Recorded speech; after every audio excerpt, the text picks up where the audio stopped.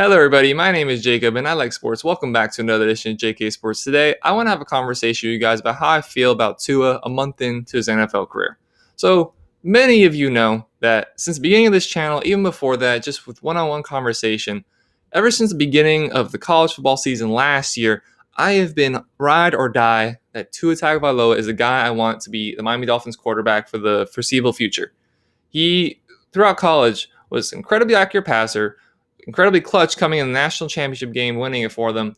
That he to me was almost as perfect as it got. To me, he was a combination of Drew Brees, Russell Wilson, somebody who's incredibly accurate, is mobile enough, doesn't make a lot of mistakes. So if you can put together a solid team around that, someone who doesn't make mistakes, has high character, someone who's well loved by everybody he's been coached by, who's been a winner everywhere he's been, if you can bring that into an organization, surely that means success. And so far, it has meant success. We've gone 3-1. We had that great game against Arizona Cardinals on national television, going 200 where he went 248 yards, 2 touchdowns. Looked absolutely amazing. Love the interaction between him and Coach Flores after the game, saying, "Here's Coach hands him the game ball," and so he was like, "No, this is for you." We love that interaction. We love that feeling about the team that they truly care about each other. They truly want to win for each other. However, this unfortunately isn't going to be as happy as I've ever been about Tua. At this point, I can't ignore some of the limitations and just some of the overall concerns that I should be having about him. So, first off, the most glaring thing that we should be concerned about is the fact that he's injured yet again.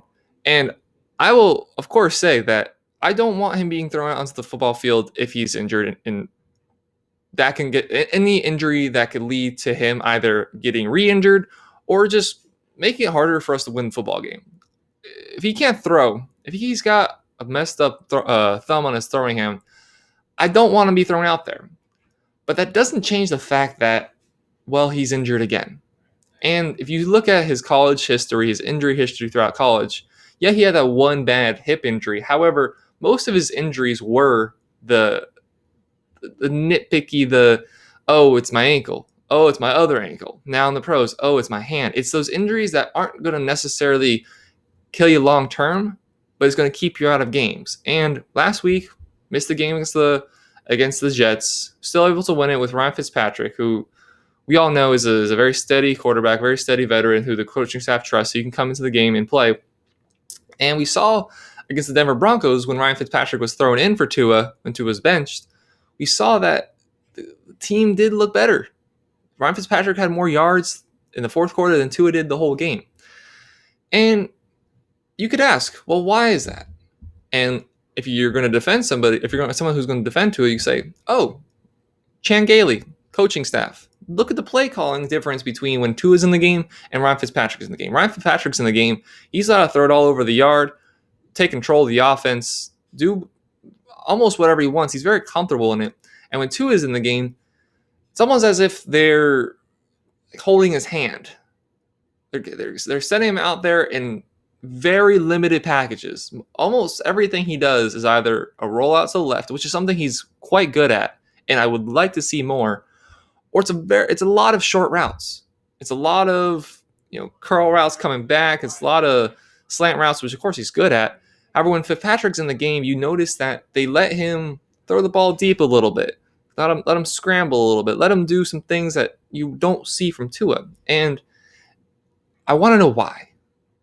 Because if Tua is fully healthy, and Tua still has the same skill set that we saw in Alabama, why is he being held back? He's not somebody like Ryan Fitzpatrick who's going to go out and make a lot of mistakes, going to throw a lot of interceptions. He only had 13 total interceptions in his whole college career. So far in the NFL, he's had two interceptions that should have been. However, both were called back. One deservedly so. One was a phantom call, so the interception got called back. But I just want to know why. And that's one of the concerns. Is why does the coaching staff not trust Tua when he's on the field?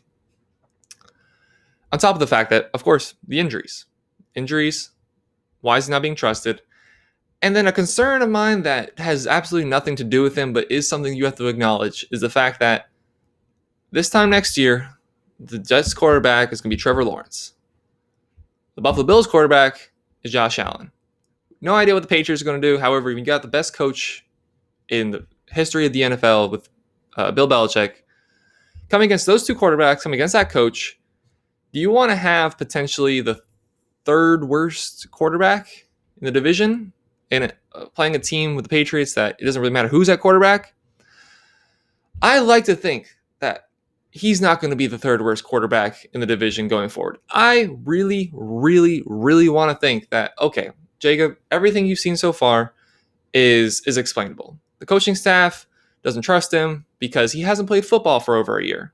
He had a serious injury which kept him out of the sport for a full year. And if you take a year off of almost any profession and come straight back into it, you're going to be rusty, let alone NFL quarterback, which is arguably the most important position in all of sports. So, of course, a year out of football, why would you throw him out to the dogs when he's still rusty? He's still going to trust his own body.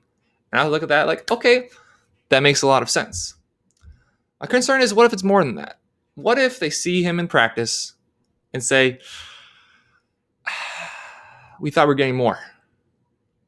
We thought we were getting more athleticism. We thought we were getting more it factor. Now, no one can describe exactly what it is. However, you see it in a lot of athletes. Aaron Donald has it.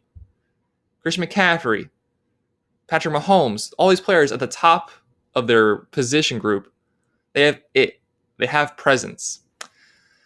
Tua doesn't have much of an it factor. What he has is consistency, and that is his accuracy, and he's not going to make many turnovers. That is something that you can't deny. He's incredibly accurate, doesn't make a lot of mistakes. But what he doesn't do is have a lot of monster plays. Now, in Alabama, he did have his fair share of that. And I want to give him a lot of credit for that. But also, you can't ignore the fact that his receiving core at Alabama was by far, I shouldn't say by far, because LSU also had a really good receiving core, but it was definitely the best in the country. And hopefully the Dolphins can draft one of his former receivers, whether it be Waddle, whether it be my personal favorite, Devontae Smith.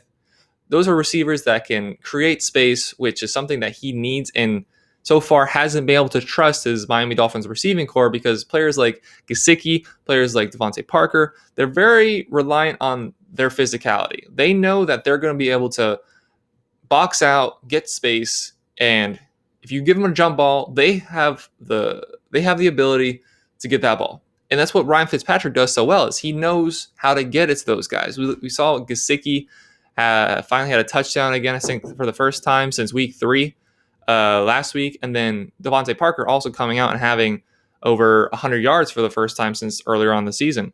So all these being said, you can't ignore that there are some reasons to be concerned. Now, where do I lie? Where do I still stand with, is Tua my guy? I have to say yes. I have to say yes. For one, I've supported the man, and I'm not going to jump ship when things are starting to get tough. But also, you still got, if you look at the tape when he was at Alabama, if you look at the tape so far in his NFL career, especially that game against Arizona Cardinals, he has an incredible accuracy.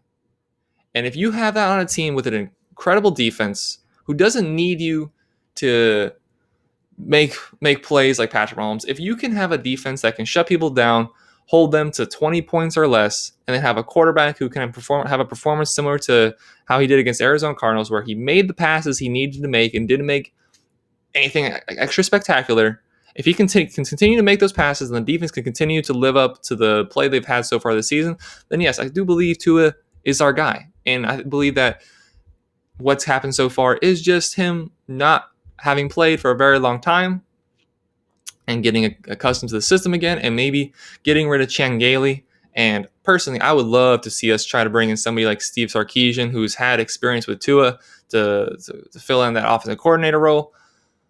Probably not going to happen. You don't really get coordinators out of Alabama that often to not go up to a head coaching position or You don't usually get coordinators from Alabama just to move to another coordinator job. If they're moving up for a head coaching job in somewhere amongst college ranks. So that'd be amazing. Unlikely to happen. Most likely we're going to promote from within. However, if we can get somebody who understands how to take advantage of Tua's skill sets, and we can put some receivers around him that are going to be able to make space, which is something that he really thrives in, I do believe he can have a very successful career. However, you can't, at this point, ignore the fact that outside the Arizona game, he's only had 345 yards passing in 3 games. He's had constant injuries throughout his college career and now in his NFL career. He's had athletic limitations, size limitations, and of course that you're going to have to come against Trevor Lawrence, going to have to come against Josh Allen, you're going to have to come against Bill Belichick for the next however many years he's our Dolphins quarterback. And also, the last thing I want to leave you with just to think about is an argument for moving on from Tua in this offseason is, when are you ever going to have a top 10 pick again?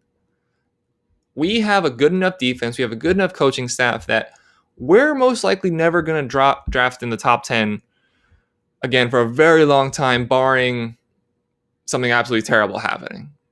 Well, except for the extreme, we're going to be good enough that I can't see us for the foreseeable future dropping below 8-8. That's going to get you around the 16th pick, maybe even higher, every single year. But this year we have the Texans draft pick. Texans just lost Will Fuller and their best corner for the year, basically, for PEDs. So they're most likely going to struggle. They're at 4 wins right now. I don't think they'd get high enough to get low enough to be in the conference. Certainly not for Trevor Lawrence, but probably not for Justin Fields. So Texans pick is going to be in an area where you could possibly get the 3rd best quarterback on the big board. Whether it be Trey Lance, whether it be Zach Wilson, whether it be insert your pick.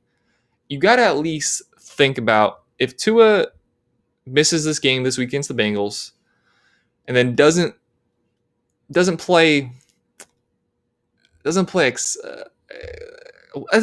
good enough to wow you through the remainder of the season, and then you have the ability to either trade up and get a quarterback or just draft a quarterback at that position, you got to at least think about it.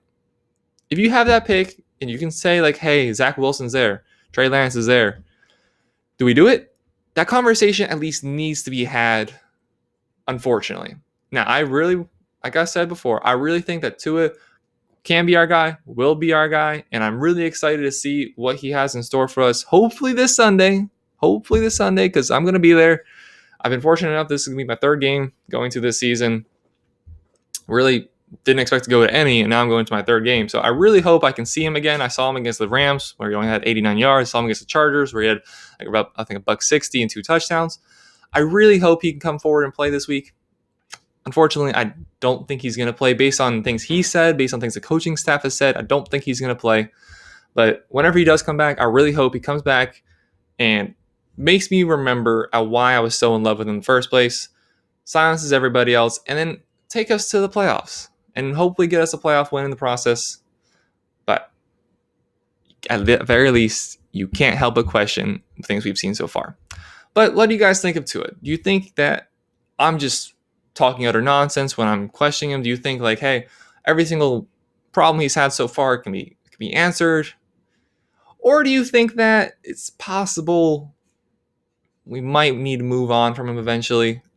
I'm still currently leaning that he's our guy, but please let me know what you think in the comments down below. Please like, please subscribe, please share with everybody else. I love making these YouTube videos. Thank you all very much for watching. I hope you all have a great rest of your day. Bye.